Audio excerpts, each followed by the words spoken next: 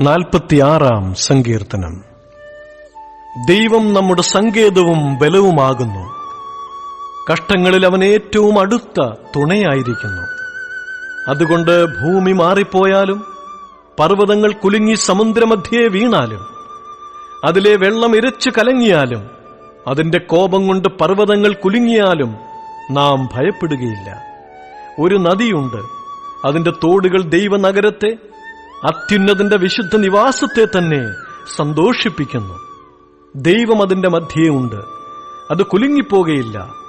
ദൈവം അതികാലത്ത് തന്നെ അതിനെ സഹായിക്കും. ജാതികൾ ക്രൂദ്ധിച്ചു, രാജ്യങ്ങൾ കുലുങ്ങി.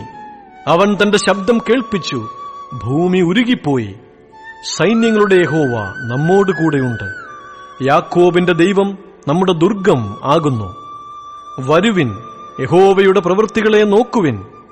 അവൻ ഭൂമിയിൽ എത്ര ശൂന്യത വരുത്തിയിരിക്കുന്നു. അവൻ ഭൂമിയുടെ അറ്റം വരെയും യുദ്ധങ്ങളെ നിർത്തൽ ചെയ്യുന്നു. അവൻ വില്ലൊടിച്ച് കുന്തം മുറിച്ച് രഥങ്ങളെ തീയിലിട്ട് ചുട്ടുകളയുന്നു. മിണ്ടാതിരുന്ന് ഞാൻ ദൈവമെന്ന് അറിഞ്ഞുകൊള്ളുവിൻ. ഞാൻ ജാതികളുടെ ഇടയിൽ ഉന്നതനാകും, ഞാൻ ഭൂമിയിൽ ഉന്നതനാകും. സൈന്യങ്ങളുടെ യഹോവ നമ്മോട് കൂടെയുണ്ട്. യാക്കോബിന്റെ ദൈവം നമ്മുടെ ദുർഗം ആകുന്നു.